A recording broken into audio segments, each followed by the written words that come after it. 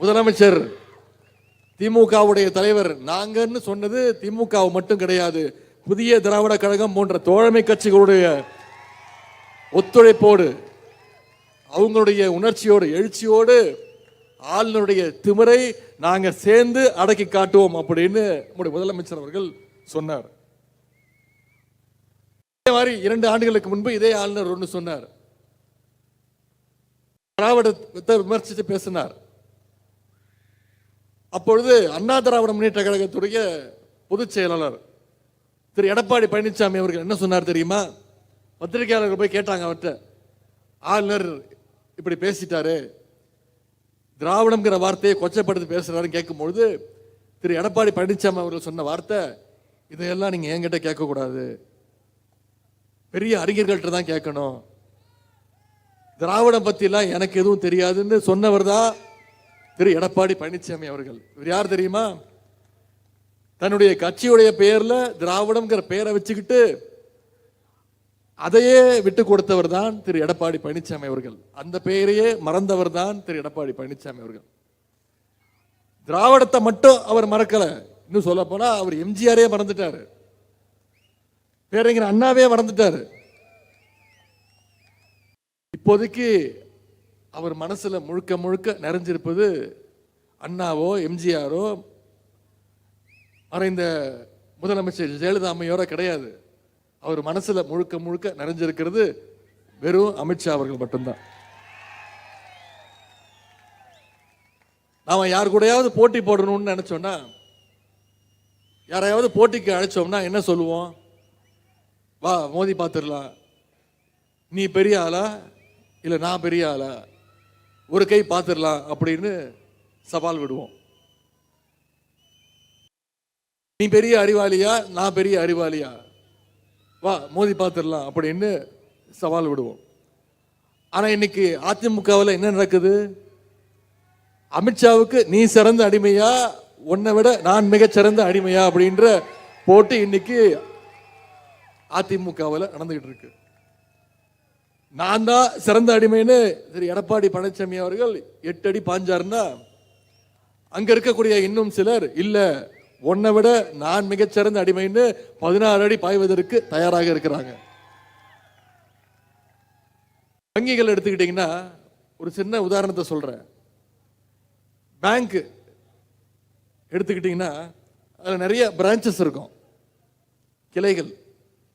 ஈரோட்டில் ஒரு பிரான்ச் இருக்கும், சேலத்தில் ஒரு பிரான்ச் இருக்கும், ஆனால் ஹெட் ஆஃபீஸ் பார்த்தீங்கன்னா டெல்லியில் இருக்கும். அந்த ஹெட் ஆஃபீஸ் தான் எல்லா பிரான்ச்சையும் கண்ட்ரோல் பண்ணுவாங்க. அந்த மாதிரி இன்னைக்கு தமிழ்நாட்டில் அதிமுக உட்பட பல கட்சிகளுக்கு டெல்லியில் இருக்கக்கூடிய அமித்ஷா வீடு தான் இன்னைக்கு ஹெட் ஆஃபீஸா திகழ்ந்து கொண்டிருக்கிறது. சில மாதங்களுக்கு முன்பு நீங்க தொலைக்காட்சியில் பார்த்திருப்பீங்க, செய்திகளில் பார்த்திருப்பீங்க, திரு எடப்பாடி பழனிசாமி அவர்கள் பல கார்கள் மாறி போய் அமித்ஷாவை போய் பார்த்துட்டு வந்தார். அவர் வழியில் அதே மாதிரி இந்த பகுதியைச் சேர்ந்த மூத்த முன்னாள் அதிமுக அமைச்சர் அவர்கள் ஹரித்வார் போறேன், ஆன்மீக பயணம் போறேன் அப்படின்னு சொல்லிட்டு அவரும் போய் அமித்ஷாவை போய் பார்த்துட்டு வந்தார்.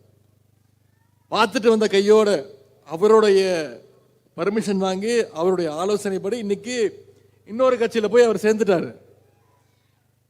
அதிமுக இருக்கக்கூடிய மூத்த முன்னாள் அமைச்சர்கள் கூட இன்னைக்கு எந்த கட்சியில சேரணும்னு பிஜேபி கிட்ட பர்மிஷன் வாங்கிட்டு தான் போய் சேர்றாங்க.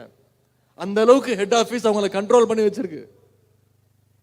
இதெல்லாம் நாம நினைக்கிற மாதிரி கட்சி மாற்றம் கிடையாது, ஜஸ்ட் பிரான்ச் மாற்றம், அவ்வளவுதான். இன்னைக்கு யார் வேணும்னாலும் எத்தனை கிளைகளை வேணாலும் மாறட்டும் இல்ல தாவட்டும். இதுக்கு இந்த மேற்கு மண்டலத்துடைய 2026 சட்டமன்ற தேர்தலுடைய வெற்றி யார் வந்தாலும் மேற்கு மண்டலத்தில் திமுகவுடைய வெற்றியை, நம்முடைய கூட்டணியுடைய வெற்றியை யாராலும் தடுக்க முடியாது என்பதை இன்றைக்கு இந்த வந்திருக்கக்கூடிய கூட்டத்துடைய எழுச்சி சுட்டிக்காட்டுகின்றது. அந்த வெற்றிக்கு இந்த மாநாடு நிச்சயம் ஒரு அடித்தளம் போடும். இதற்கு நேர்மாறா திராவிட முன்னேற்ற கழகத்தை எடுத்துக்கிட்டீங்கன்னா அனைவரையும் எல்லாரையும் அரவணைத்து செல்கின்ற இயக்கம் திராவிட முன்னேற்ற கழகம். அதனால்தான் எல்லாருக்கும் எல்லான்னு சொல்லி நம்முடைய முதலமைச்சர் அவர்கள் திராவிட மாடல் அரசை நடத்திக்கிட்டு வர்றாரு. இது பொறுக்க முடியாத பாசிச பாஜக அரசு என்ன பண்ணிட்டு இருக்கு? ஏழை எளிய பிற்படுத்தப்பட்ட ஒடுக்கப்பட்ட மக்களுக்கு எதிராக செயல்படுகிறது ஒன்றிய அரசு. திராவிட இயக்கத்துடைய போராட்டத்தினால, கழக அரசினுடைய திட்டங்களால முன்னேறி வந்துட்டு இருக்கக்கூடிய பிற்படுத்தப்பட்ட ஒடுக்கப்பட்ட சிறுபான்மையினர் மக்களை பாஜக மீண்டும் பின்னோக்கி இழுத்து செல்கின்றது. அதற்கு ஒரு மிகச்சிறந்த உதாரணம் தேர்தல் ஆணையம் மூலமாக ஒன்றிய பாஜக அரசு கொண்டு வருகின்ற எஸ்ஐஆர் திட்டம்.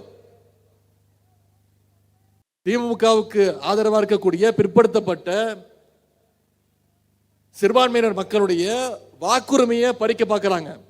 இன்னைக்கு அவங்களுடைய வாக்கிற்கும் திமுக தான் இன்னைக்கு களத்தில் நின்று அதையும் அந்த வாக்குரிமையும் காப்பாத்திட்டு இருக்கு. திமுக அதை காப்பாத்திட்டு இருக்கு. பார்த்தீங்கன்னா பாசிச பாஜக அரசுக்கு, ஒன்றிய அரசுக்கு அதிமுக இன்னைக்கு அதுலயும் துணை போயிட்டு இருக்கு.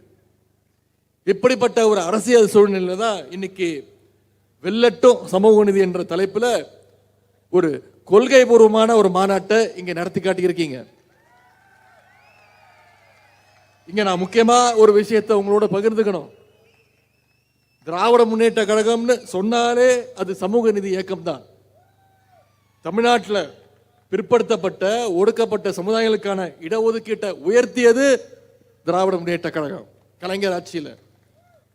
இஸ்லாமியர்களுக்கும் அருந்ததியர்களுக்கும் உள் ஒதுக்கீடை கொடுத்தது திராவிட முன்னேற்ற கழகம் கலைஞர் ஆட்சியில். அதிமுக ஆட்சியில் இடஒதுக்கீட்டை ரத்து செய்ய வருமான வரம்பை கொண்டு வந்த போது அதை போராடி ரத்து செஞ்சது திராவிட முன்னேற்ற கழகம். இப்படி திமுகவுடைய சமூக நீதி வரலாற்றை இன்னும் நான் சொல்லிக்கொண்டே போகலாம்.